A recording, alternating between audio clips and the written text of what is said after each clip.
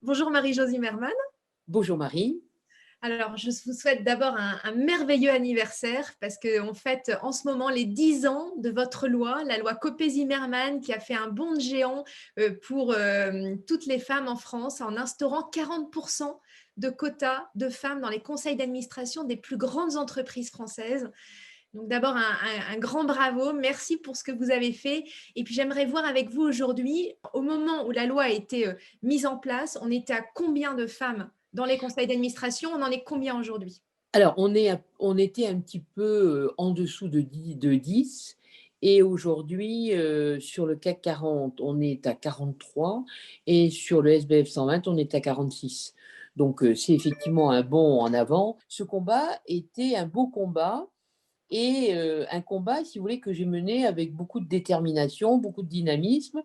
Mais qu'est-ce qui vous plaisait dans être une femme politique? Qu'est-ce qui vous a plu? Jean-Louis Debré, le jour où je suis arrivée à l'Assemblée, m'a dit: «Marie-Jo, quand on est dans un lieu de pouvoir, il faut l'utiliser et faire avancer des causes». Et à partir de là, j'ai eu la volonté d'œuvrer pour que la place des femmes dans la société, la place des femmes je dirais, dans les lieux de décision, ça soit une normalité. Là-dessus, moi, je suis très contente parce que aujourd'hui, les études qui sortent les unes après les autres montrent bien que les entreprises où il y a une mixité au niveau de la direction, au niveau des CA, il y a eu des progrès et de bons résultats dans les entreprises. C'est-à-dire qu'on ne peut pas imaginer la relance sans les femmes. Plus que jamais, la mixité est clé Oui. pour cette relance et c'est pas quelque chose qui traîne. Aujourd'hui, ce n'est plus le problème.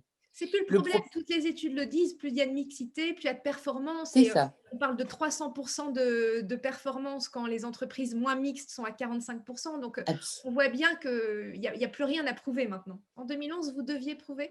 Ah oui, oui. Alors en 2011, vous aviez à la fois le fait de dire: «On ne trouve pas de femmes compétentes». Bon, là, ça a été vite réglé parce qu'effectivement, c'était pas compliqué de trouver des femmes compétentes, mais en plus, c'était de dire: «Mais enfin, en quoi la mixité va changer?» Et là, c'était plus dur à prouver. Aujourd'hui, il y a plus à le prouver, c'est là. Les lois ont fait évoluer les mentalités.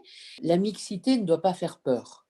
La mixité, au contraire, on doit, je dirais, utiliser cette mixité, au lendemain de la crise sanitaire pour trouver peut-être d'autres modes de fonctionnement et des modes de fonctionnement intelligents pour, je dirais, sortir de la crise dans laquelle on est en train je dirais, de s'enfoncer. Je mets beaucoup d'espoir dans les nouvelles générations. Parce que je pense que les nouvelles générations de 30 à 40 ans sont plus battantes et je pense qu'elles vont apporter quelque chose.